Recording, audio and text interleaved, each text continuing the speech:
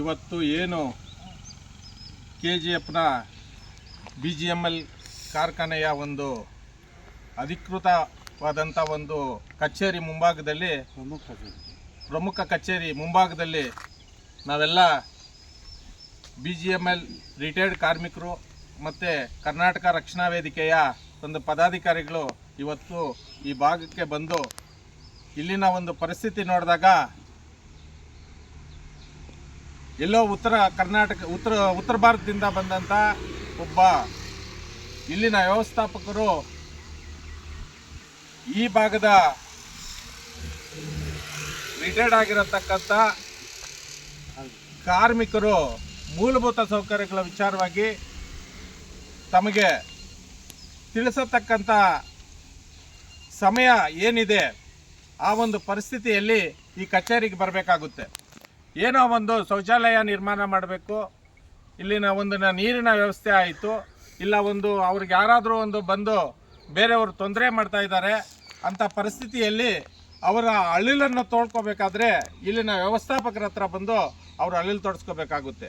ಅಂಥ ವ್ಯವಸ್ಥಾಪಕರೇ ಇಲ್ಲಿನ ಒಂದು ನನಗೆ ನೀವು ಮಾತಾಡೋ ಭಾಷೆ ನನಗೆ ಅರ್ಥ ಆಗಲ್ಲ, ನೀವು ಹೇಳೋದು ನನಗೆ ಅರ್ಥ ಆಗಲ್ಲ ಅನ್ನೋ ಪರಿಸ್ಥಿತಿ ಇದ್ದಾಗ ನೀನು ಏನು ಉತ್ತರ ಭಾರತದಿಂದ ಬಂದಿದೆಯಾ ಮುಟ್ಟಾಲ, ನೀನು ಅಲ್ಲಿಗೆ ಹೋಗ್ಬಿಡು. ನಾವು ಏನು ಹೇಳ್ತಾ ಇದ್ದೀವಿ, ಇದು ಕರ್ನಾಟಕ ರಾಜ್ಯ, ಆದರೆ ಕರ್ನಾಟಕ ರಾಜ್ಯದಲ್ಲಿ ಕನ್ನಡನೇ ಮಾತಾಡಬೇಕು, ಕನ್ನಡಕ್ಕೆ ಒಂದು 60% ನಾವು ಮೀಸಲು ಇಡಬೇಕು ಅನ್ನೋ ಒಂದು ಇವತ್ತೇ ರಾಜ್ಯ ಸರ್ಕಾರ ಆಯೋಜನೆ ಮಾಡಿದೆ.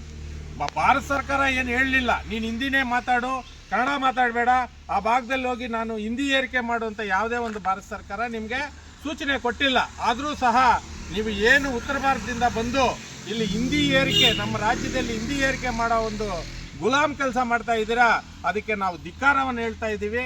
ಕೂಡಲೇ ನೀವು ದಯವಿಟ್ಟು ಇಲ್ಲಿನ ಏನು ಕಾರ್ಮಿಕರು ಬರ್ತಾರೆ, ನಿನಗೆ ಆ ಭಾಷೆ ಬರಲಿಲ್ಲ ಅಂದರೆ ನೀನೊಬ್ಬ PR1 ನೇಮಕ ಮಾಡ್ಕೊ. ಭಾಷೆನ ನಮ್ಗೆ ಗೊತ್ತಾಗೋದಿಲ್ಲಪ್ಪ, ಕನ್ನಡ ಭಾಷೆ ಬರತಕ್ಕಂಥವ್ರನ್ನ PR1 ನೇಮಕ ಮಾಡಿಕೊಂಡು ಹೇಳು. ನಿನ್ನ ಒಂದು ಏನು ಭಾರತ ಸರ್ಕಾರ ನಮ್ಮ ಅಧೀನದಲ್ಲಿ ಇದ್ದೀರಾ, ಭಾರತ ಸರ್ಕಾರಕ್ಕೆ ನೀನು ವಿಷಯ ಮುಟ್ಟತಕ್ಕಂಥ ಕೆಲಸ ಆಗಬೇಕು.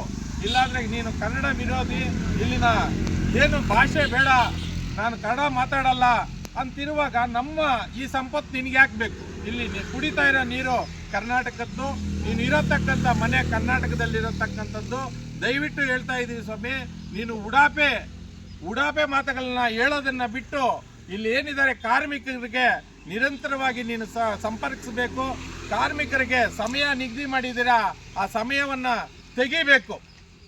ನೀವು ಆ ಸಮಯ ಕೂಡಲೇ ಕಾರ್ಮಿಕರಿಗಲ್ಲ, ಅದು ನೀನು ಯಾರಾದರೂ ಏಜೆಂಟ್ಗಳು ಬರತಕ್ಕಂಥವ್ರಿಗೆ ಸಮಯ ನಿಗದಿ ಮಾಡು.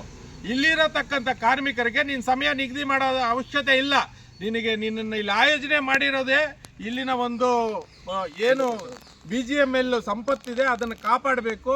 ಈ BGML ರಿಟೈರ್ಡ್ ಆಗಿದ್ದಾರೆ ಅಂತ ನೀನು ಕಾರ್ಮಿಕರಿಗೆ ನೀನು ಅವ್ರ ಜೊತೆಯಲ್ಲಿದ್ದು ಅವ್ರಿಗೆ ಅನುಕೂಲ ಮಾಡಿಕೊಡ್ಬೇಕು ಅನ್ನೋ ಒಂದು ಆಯೋಜನೆ ಇಟ್ಕೊಂಡು ಕೇಂದ್ರ ಸರ್ಕಾರ ನಿಮ್ಮನ್ನು ಆಯೋಜನೆ ಮಾಡಿದೆ. ದಯವಿಟ್ಟು ಸ್ವಾಮಿ, ನಮಗೆ ಹಿಂಗೆ ಕನ್ನಡದಲ್ಲಿ ಮಾತಾಡಬೇಡ, ಕನ್ನಡ ಬರೋದಿಲ್ಲ ಅನ್ನೋ ಮಾತು ಬಿಟ್ಟು ನೀನು ಆ ಥರ ಕನ್ನಡ ಬರಲ್ಲ ಅಂದರೆ ನೀನು ದಯವಿಟ್ಟು ಹೋಗು.